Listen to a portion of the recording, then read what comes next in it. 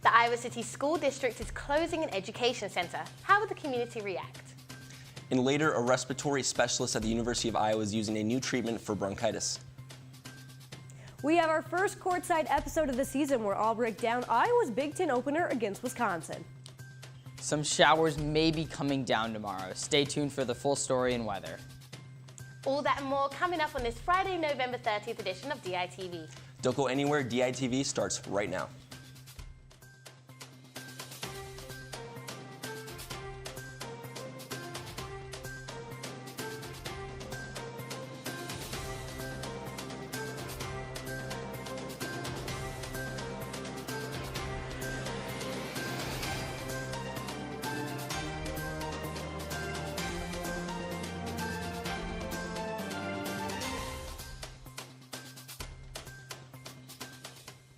Good morning and thank you for tuning in. I'm Jahisha Thomas. And I'm John Chenoweth. Recent news about the closing of the Theodore Roosevelt Education Center has many local parents and teachers upset. The Iowa City Community School District announced the center would close at the end of this academic year due to the condition of the Roosevelt Elementary building. The center offered help for homeschooled students along with assisting new students to adjust to the school district. The closure came as a surprise to both parents and students. Superintendent Steve Murley promised current programs would be relocated to specific classrooms within the school district. New clinical trials at Iowa hospitals and clinics seek to find a cure for chronic bronchitis. Alejandro Camelas, a university pulmonologist, aims to use a new treatment in hopes of finding a cure for the chronic illness. Over 8.9 million Americans show symptoms of chronic bronchitis. The new treatment targets specific cells that cause mucus to form in the lungs, rather than just the treatment of the symptoms. Camelas will work alongside other caregivers nationwide to test the effectiveness of this new treatment. While bronchitis is the most common illness, other chronic pulmonary diseases, including emphysema, can be treated with this new method. There are new benches in the pedestrian mall, and they are causing quite a stir. The new benches have an armrest in the middle of them, and there are members of the community that think the bars in the middle of the bench are there to keep homeless people from sleeping on them. With a cold Iowa winter already here, Shelter House of Iowa City has removed some of their requirements to stay at their Southgate facility. Space will be provided to people regardless of their sobriety and other program requirements. For more on this, visit dailyiowan.com. Now, Jahisha, obviously it's been really cold out. I don't really think it's going to warm up at all, I'll be honest. I mean, it's been really icy out. I almost slipped coming out of my door this morning. It's not been good. Yeah, it has definitely been rough. I had to scrape the inside of my window this morning. So hopefully Dylan has better news for us when we go to the weather. Thanks, John and Jahisha. Although we've had some relatively nice weather over the couple days after that rough snowstorm, the rough conditions come back tomorrow. Saturday's forecast shows some heavy rain coming down around the Midwest region and then into the east as well. And then as you look into the high plains in the more northern areas, there's more of a mix of rain and snow. Now, most of these showers will come tomorrow, but they will also continue into Sunday morning as well, so be on the lookout for that. Now, going back to our local forecast here today, we have a temperature of 29 degrees and mostly cloudy skies. Tonight, the cloudy skies continue as we have a temperature of 33 degrees. Now, as we look into our extended 5-day forecast for the weekend and beyond, tomorrow, as I mentioned, we have that 100% chance of showers with our high at 40 degrees and a low in the mid-30s. Sunday in the morning, the showers continue, but then it should get a little nicer as the day goes on. Our high on Sunday is around 38 degrees and a low in the mid-20s. Monday, we have mostly cloudy skies with a high in the mid-30s and a low in the low 20s. Tuesday, we have cloudy skies with a high in the mid to high 20s and a low in the high teens at 19 degrees. Now, to wrap up the forecast, on Wednesday, we have partly cloudy skies with our coldest temperatures of the week. Our high is around 25 degrees and our low is at a low 16 degrees. Well, it looks like it gets much colder as the week goes on, but we do lose the rain, so that's good. Now, just make sure to stay on the lookout for tomorrow, the showers, and everything like that. But we do have warmer temperatures going into the weekend, so that's a good thing. John, Jahisha, back to you guys at the desk. Thank you, Dylan. Last night, I embarked on the splendid evening as I was able to sit in on the Native Veterans Dinner as they honored past members, as well as enjoying some pretty scrumptious food. The Hillcrest River Room held the Native American Veterans Dinner that honored the time each of them had dedicated to the war. The dinner was hosted by the University of Iowa Student Association and the Latin American Native Culture Center. As veterans gathered, the evening celebrated the culture whilst enjoying a special 3-course meal. This dinner has become a success over time, growing in support and recognition each year. Each veteran was honoured one by one as they each gave a few passing words, sharing their experience and what this day means to them. And I'm a Vietnam combat veteran, and I'm here as the commander of Post 701, being invited to be here and to be honored by like a feast. So it's like part of Indian culture, Native American culture, Native America, to honor war veterans and to feed them. The guests organically dove into the culture, wanted to enhance their own knowledge and embrace the rich heritage with the delectable food. So this time we got actually a really incredible chef to come and make the food for us, prepare the food for us, Freddie Bizzoli. It was really incredible. I had the salmon, it was so good. With many satisfied guests, I could see why I was unable to talk to the chef. But if I met him, I'll tell him that his food was bloody delicious. Reporting from the River Room, this is Jahisha Thomas with DITV. Yeah, John, that food was delicious. And you know what? The whole evening was just pretty enjoyable itself. And speaking of enjoyable, I hear that we have some basketball games on the horizon, so hopefully we can enjoy some of that too. That is true, Jahisha. The Iowa Hawkeyes take on the Wisconsin Badgers tonight, and all I'm hoping is that Iowa can stay undefeated, and obviously we can get that win tonight. So I say we toss it over to the sports studio and see what's going on. Thanks, guys. Welcome to the first Courtside Show of the season. I am your host, Lucy Rohden, and tonight the 14th-ranked Hawkeyes will take on the 22nd-ranked Badgers in the first Big Ten game of the season. But before we get to that, the Iowa women's basketball team took on #1 Notre Dame last night as a part of the Big Ten ACC Challenge. Women's basketball beat reporter Natalie Iacopetti has more from South Bend. As the Hawks traveled to take on defending national champion Notre Dame, it was one of the biggest challenges the Iowa women's basketball team has faced in years. Obviously, offensively, they're just a juggernaut. I mean, there's so many weapons on that team. There's so many people that you have to guard. The Hawks were led by All-American Megan Gustafson with 26 points, who gave Notre Dame a tough job in the paint.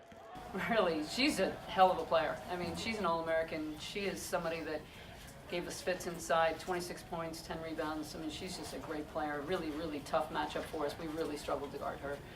The Fighting Irish were led by senior guard Arika Agumbawale as she totaled 30 points, which added on to her 39th career game of 20 points or more. Notre Dame went on a 20-3 run after halftime and took the game from there, winning 105-71. I would say it's a balancing act. I mean, being able to really look back and learn on some of the lessons that we can improve on, but at the same time, you know, we got to forget and move on. And so I think this is going to be really important to be able to go into these next games knowing that we're still a really good team and that we've got to put our heart and soul into everything that we do. The Hawks will be back in Iowa City on Sunday at 2 p.m. to take on Robert Morris. Reporting from South Bend, Indiana, this has been Natalie Iacopetti, DITV Sports. Tough loss for the Hawks there, but now let's move on to the men's team. Iowa squeaked past Pitt Tuesday night 69-68 to move to 6-0 on the season. But Iowa's victory was overshadowed by comments made by Iowa radio broadcaster Gary Dolphin during a commercial break. How do we not get anybody like that? Do they not want them? We just don't. I mean, it's just year after year after year. Go get a key piece like that. Just get one. They got 3 or 4. This guy's first year. Oh, I'm sure he knows where they're at, Duke. Yeah, true. Handling all of that. We get Macy Daly. Dribbles into a double team with his head down. God. Following his comments, Learfield Sports announced that Dolphin would be suspended 2 games. In a press release, Athletics Director Gary Barta said, quote, "The 2-game suspension is a result of those comments as well as the ongoing tensions that have built up over the past couple of years," end quote, which led to speculation about Dolphins' relationship with head coach Fran McCaffrey. Here's what Coach had to say about the incident.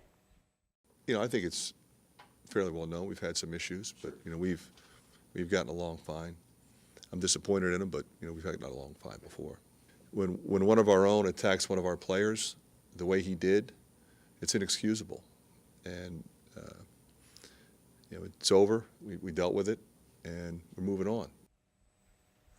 I grew up listening to Gary Dolphin, and to hear him talk about the team he gets to cover like that was nothing short of upsetting for a longtime Hawk fan. But I think one of the worst parts about this situation is that Dolphins' comments are gaining more attention than the fact that Iowa is off to their best start since 2013. And tonight is going to be a good test to show if Iowa will live up to all the early season hype as they're hosting a very talented Wisconsin team. The Badgers are 6-1 on the season and sit at number 22 in the polls, and Iowa is going to have to adjust to Big Ten play to take on the Badgers. Everybody knows everybody in the Big Ten. You go from playing mid-major teams that can't really do all the things that Big Ten teams can do, and you don't really know them as well, to everybody knows everybody knows everybody's favorite move. Scouting reports are a lot longer. You have to know a lot more. If we want to be a Big Ten championship team, we have to win these games in November against top competition, and we're playing some really good basketball right now. We want to continue playing that way, and understanding that we have a really tough opponent in Wisconsin. This is the game I always have marked down on my calendar. Knowing Wisconsin was a school that, having two older brothers that played there, they didn't want to recruit me. So that's an extra chip on my shoulder, knowing that this game is not really putting it in front of any other, but I guess I kind of am, because this means a little more than me, especially with my family history. You gotta love the fire from J-Bo there. But if Iowa has any shot at taking this game tonight, the Hawks have to stop Ethan Happ. Happ averages over 18 points, 12 rebounds, and 5 assists a game. Happ has been the Big Ten Player of the Week all 3 weeks this season and is currently in first place for the Kim Pomeroy Player of the Year rankings. What makes Ethan Happ really good is that he has a kind of a non-traditional game like to him. He really, he kind of brings it up, and he's in the mid-post, and then he kind of backs you down, show dribbles, and then he spins again, and then he, up and under, and then it's reverse layup, and he just does, he just plays a little different. He, has a uniqueness to his game. He's one of the best ball handling bigs that you'll see. Playing with great confidence right now. He's a senior. He's an All-American, and he creates challenges for the defense. Are you doubling? Are you not doubling? Who do you put on him? Where is he on the floor? Those kinds of things, and that's what we've been working on. Now, Fran tends to avoid doubling players, but last season, Happ was one of the few players that Fran double-teamed. Iowa player Nicholas Baer, however, played AAU ball back with Happ back in high school, and he said that we can expect a big crowd from their area tonight since Happ's hometown is only an hour outside of Iowa City. But even though I expect to see some red in the stands tonight, Carver Hawkeye is going to be rocking. And that's just one of the reasons I think Iowa's going to get the win. Even though the Hawks struggled a little bit against Pitt, Tyler Cook said that after the game that if this was last year, Iowa would have toppled over and lost that game by 20. But that's the point. It's not last year. This is a very new Iowa team playing with a lot of confidence, so I'm taking the Hawks. Guys, back to you at the desk. It's Friday, and that means it's time for the IC Animal of the Week. This is reserved for that one special animal at the adoption center who is ready to meet their new family. This week, the family furry friend is going to be a mix of who loves soft chew toys and occasionally likes tennis balls. He likes to meet the new people, but may need a little bit of time to get comfortable. He can be nervous, meets some people, but has a positive reinforcement training and would be something that could be very good for Nate. Having created Nate, there would be a nice place to hang for him, and he'd be able to hang out and get stimulated. For more information about Nate, check out the ICAC website, call the phone number, or go give him a visit. Thank you for tuning in to this Friday morning edition of DITV. Be sure to head over to dailyiowan.com for all of your latest news. And if that isn't enough of Daily Iowan, then be sure to check out the print edition of the news on the stands now. For DITV, I'm Jahisha Thomas. And I'm John Chenoweth. Have a great day, Iowa City.